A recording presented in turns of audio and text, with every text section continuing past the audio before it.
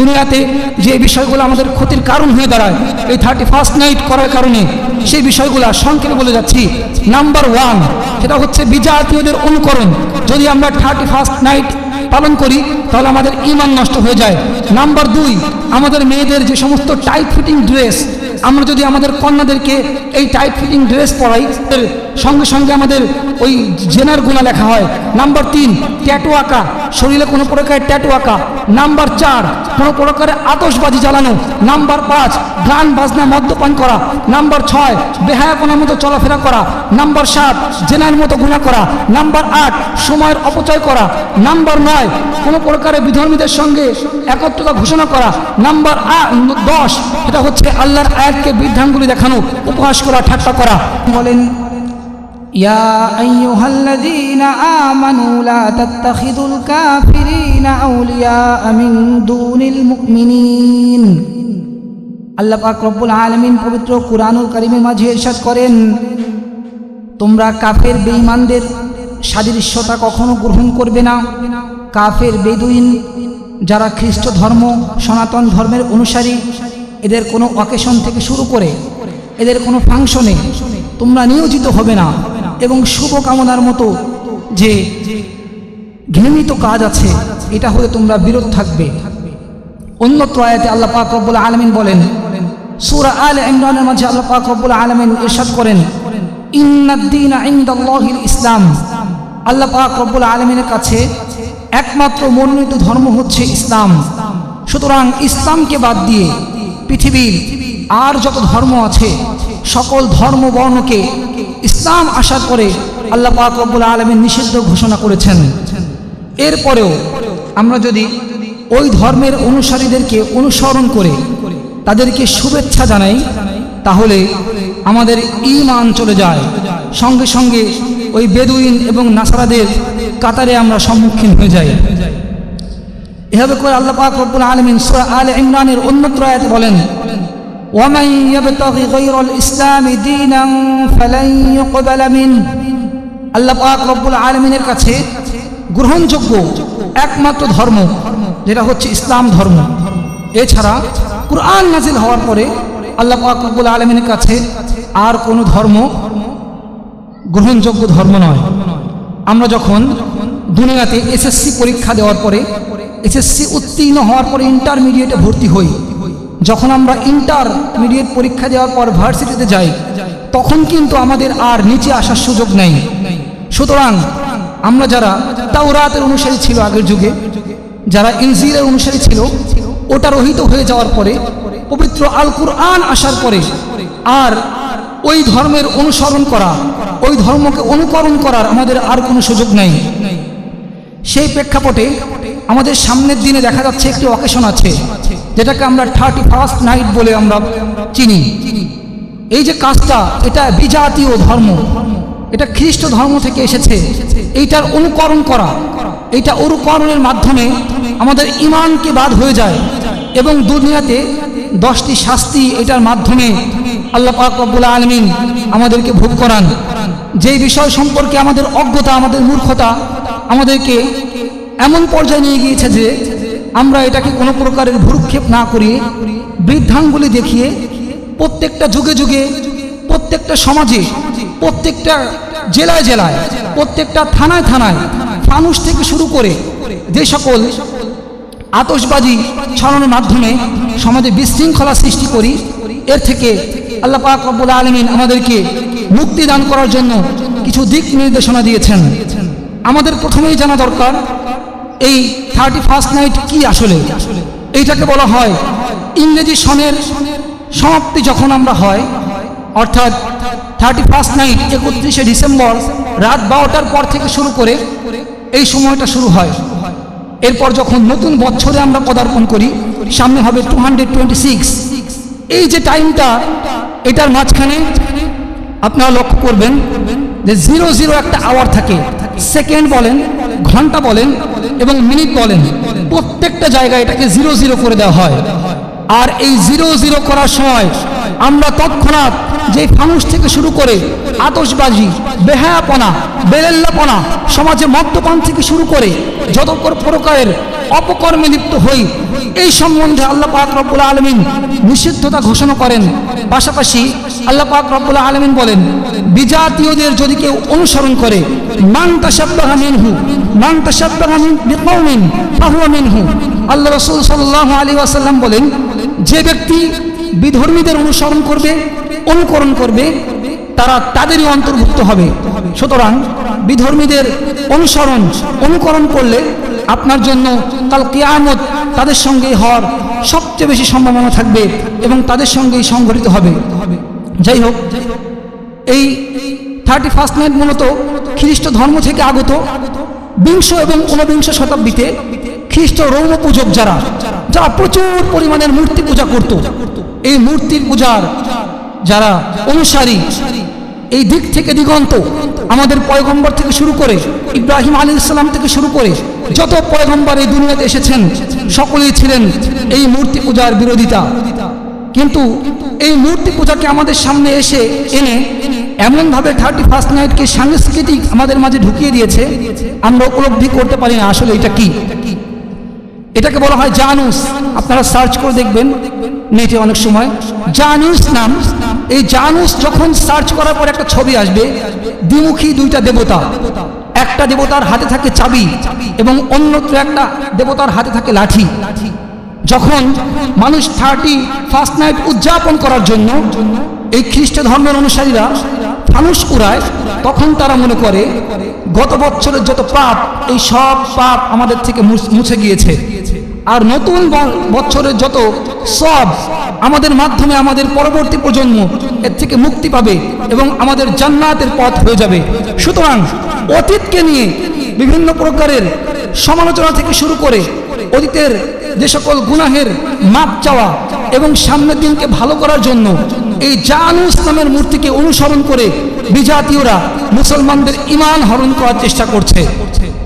এই সমস্ত যে ফিতনা আগের যুগে উপমহাদেশে ছিল না, ভারতীয় উপমহাদেশের সাবকন্টিনেন্টে এগুলা ছিল না, কিন্তু বর্তমান সময়ে মানুষের মাঝে এগুলা ঢুকিয়ে মানুষের ঈমানকে হরণ করার অন্যরকম একটি পায়তারা চলছে।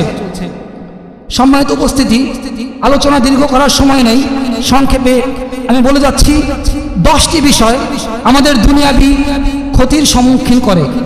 আমরা যদি এই সমস্ত বিজাতীয় অনুকরণ করি তাহলে আমাদের ঈমানকে যেমন হরণ করে, ঠিক তেমনিভাবে আমাদের সামাজিক জীবনে, আমাদের পারিবারিক জীবনে, আমাদের যে সকল ভাই ব্রাদার যারাই আছে এদেরকে অবক্ষয়ের দিকে টেনে টেনে আস্তে আস্তে জাহান্নামের রাস্তায় নিয়ে যায়। আল্লাহ পাক রব্বুল আলামিন বলেন, আমি আল্লাহ তোমাদের জন্য 2টা রাস্তা তৈরি করেছি, একটি হলো জান্নাত এবং অপরটি হলো জাহান্নাম। আমি আল্লাহ তোমাদের জন্য কত সুন্দর রজনী তৈরি করেছি, কিন্তু হে মুসলমান, হে মুমিন, তোমরা আমার আয়াতকে বৃদ্ধাঙ্গুলি দেখিয়ে, আমার কোরআনকে বৃদ্ধাঙ্গুলি দেখিয়ে তোমরা যখন 31st নাইটের মতো এইরকম বিধর্মীদের বিজাতীয় অনুসরণ করো, তখন আমি আল্লাহ পাক রব্বুল আলামিনের পক্ষ হতে লানত বর্ষিত হতে থাকে। আল্লাহ পাক রব্বুল আলামিন বলেন, ওটা তো মাত্র 1 ঘন্টার জন্য, 0 to 0 আওয়ার কি করা হয়, যখন রাত 12টা পার হয়ে যাওয়ার পরে বিধর্মীদের ফানুস যখন শুরু হয়, এটার জন্য অপেক্ষা করতে হয়। অপেক্ষা করার জন্য কত প্রকারের সম্পদ তোমাদের নষ্ট হয়, আতশবাজি নষ্ট হয়, এইটার মাধ্যমে বৃদ্ধাদের যেমন কষ্ট হয়, ঠিক তেমনিভাবে নাবালক শিশুরাও এইটার মাধ্যমে অনেক নির্যাতিত হয়ে থাকে। পক্ষান্তরে আমি আল্লাহ পাক রব্বুল আলামিন তোমাদের জন্য 1টা নয় 2টা নয়, পুরো বছরের মাঝে 365 নাইট করে দিয়েছি, যার প্রত্যেকটা রজনী আমি আল্লাহর জন্য। আল্লাহ পাক রব্বুল আলামিন বলেন, ওয়া মিনাল লাইলি ফাতাহাজ্জাদ বিহি নাফিলাতাল লাক আসা আন ইয়াবআসাকা রাব্বুকা মাকামান মাহমুদা।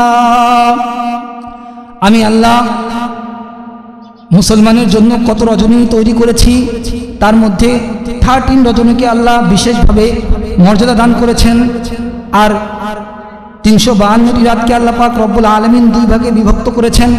আল্লাহ পাক রব্বুল আলামিন বলেন, হে ইয়াং জেনারেশন, যদি তোমার রাত্রি যাপন করতে হয়, যদি তোমার রাত্রে সময় ব্যয় করতে হয়, তাহলে তুমি ওই অর্ধরাত্রি পরে আল্লাহ পাক রব্বুল আলামিনের কাছে তাহাজ্জুদের নামাজে পড়ে যাও, তখন আল্লাহর কাছে চাও।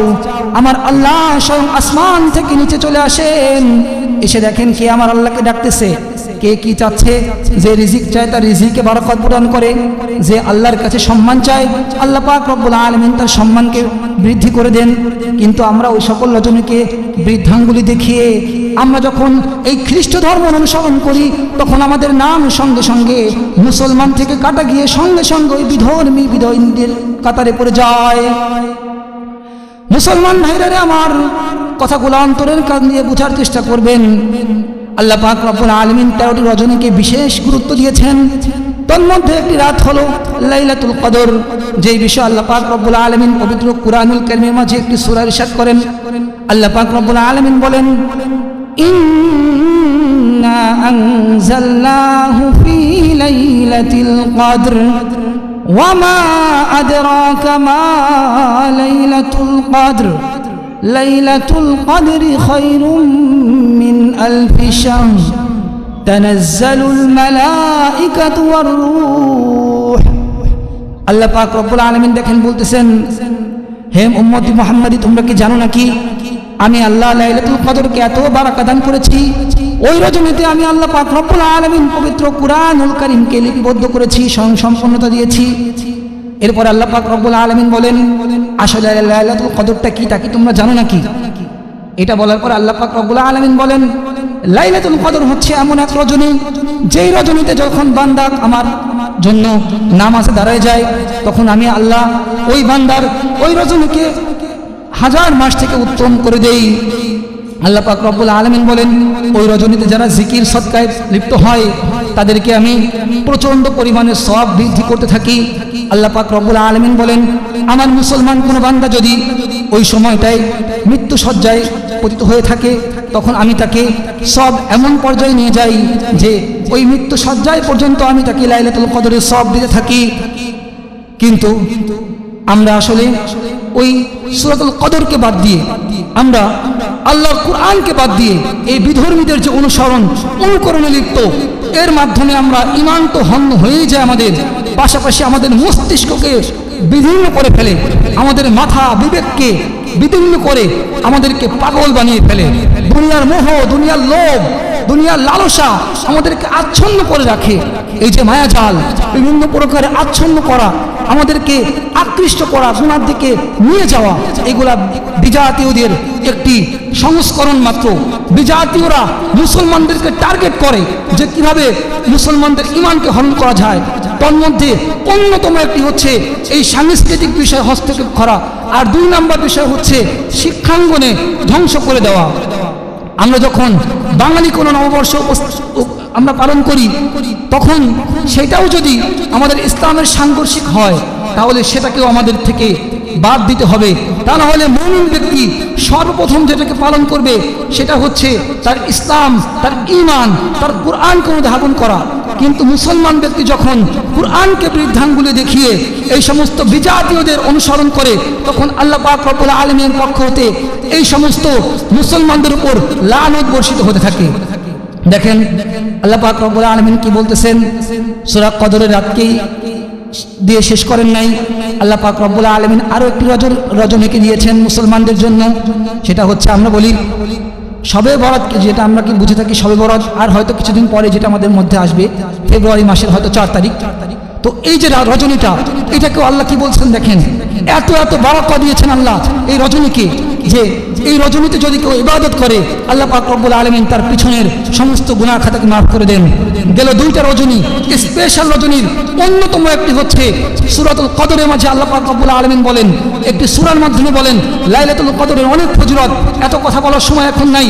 2 নম্বর একটি টপিক হচ্ছে, সেটাকে আল্লাহ পাক রব্বুল আলামিন বলেন শবে বরাতের মতো একটি রাত, অনেক মর্যাদাবান রাত। 3 নম্বর একটা বলেন হচ্ছে সালাতুল ঈদাইন, অর্থাৎ 2টা ঈদের নামাজকে আল্লাহ পাক রব্বুল আলামিন বিশেষ মর্যাদা দেন। আমাদের যে অকেশন, মুসলমানদের অকেশন, আমরা জানি না আমাদের কোনটা অকেশন কোনটা অকেশন নয়। আজকে অবাক লাগে, আমাদের অনুষ্ঠান, আমাদের নীতি নির্ধারকরা এমনভাবে সিস্টেমিক কালচারের মাধ্যমে আমাদেরকে বিধর্মীদের অনুসরণ করাচ্ছে, আমাদের নেতারা আমাদেরকে এমনভাবে বিধর্মীদের কাছে নিয়ে যাচ্ছে যে আমরা বুঝতেই পারছি না কোনটা জাহিলি আর কোনটা জ্ঞান, কোনটা নলেজ পাওয়ার আর কোনটা মূর্খতা। আইয়ামে জাহিলিয়ার যুগে যেমন নবী করিম সাল্লাল্লাহু আলাইহি ওয়াসাল্লাম মূর্খদেরকে পথে আনতে অনেক কষ্ট করেছেন, ঠিক তেমনিভাবে বর্তমানে অতীতেও এমন মূর্তি পূজারী থেকে শুরু করে বিধর্মীরা আমাদের সাংস্কৃতিক অঙ্গনে হানা দেন। তারপরে আমরা যদি আরেকটা বিষয় বলি, 4টা রজনী গেল, একটা হচ্ছে সালাতুল ঈদাইন, 2টা ঈদের নামাজ, আরেকটা হচ্ছে শবে বরাত, আরেকটা হচ্ছে শবে কদর, আর 9টি দিন এবং রাত আছে যেটাকে আল্লাহ পাক রব্বুল আলামিন বিশেষ মর্যাদায় দিয়েছেন। এটা হচ্ছে জিলহজ মাসের 1 থেকে 9। এই 9 দিনে যদি কেউ রোজা রাখে তাহলে তার একটা রোজাকে 1000 রোজার সমান করে দেন, এবং এই রজনীগুলোতে যদি কেউ আমল করে তাহলে শবে কদরের মতো তার আমল নামায় সব লেখা হয়। কিন্তু বাস্তবতা হচ্ছে, বর্তমান চিত্র হচ্ছে, আমাদের সমাজের বাস্তবতা হচ্ছে আমরা এইগুলাকে ভুলে গিয়ে আমরা বিজাতীয়দের অনুসরণে ব্যস্ত। দেখেন, দুনিয়াবি একটা মিসাল দিয়ে আপনাদেরকে বুঝাই। দুনিয়াতে যখন একজন মানুষের অঢেল সম্পত্তি হয়, লক্ষ লক্ষ টাকা, শিল্পপতি যাদেরকে আমরা বলি, প্রচুর পরিমাণের টাকা, এমন যদি কোনো লোক আমাদের সমাজে বসবাস করে, ধরেন তার ঢাকা শহরে 1000 তালা আছে, তার প্রচুর পরিমাণের সম্পদ, কিন্তু তার সন্তান যদি রাস্তায় গিয়ে মাতলামি করে, তার সন্তান যদি ওই বিল্ডিংয়ে না ঘুমিয়ে, তার সন্তান যদি কমলাপুর রেল স্টেশনে গিয়ে উতলা হয়ে ঘুমিয়ে থাকে, তখন আমরা তাকে কি বলি? পাগল, মেন্টাল। তাকে আমরা বলি হয়তো পাগল, না হলে মেন্টাল, না হলে বিবেক নাই। আর যদি আমরা খারাপ ভাষায় বলি তাহলে বলি ড্যান্ডিখোর, তা না হলে বলি গাঁজাখোর, তা না হলে বলি মদখোর। এই সমস্ত অনুকরণ তাদেরকে আমরা, উপাধি তাদেরকে আমরা দিয়ে থাকি। সুতরাং কোনো সুস্থ মানুষ কখনোই বিজাতীয়দের অনুকরণ করতে পারে না। কোনো সুস্থ মানুষ কখনো বিজাতীয়দের ধর্ম গ্রহণ করতে পারে না।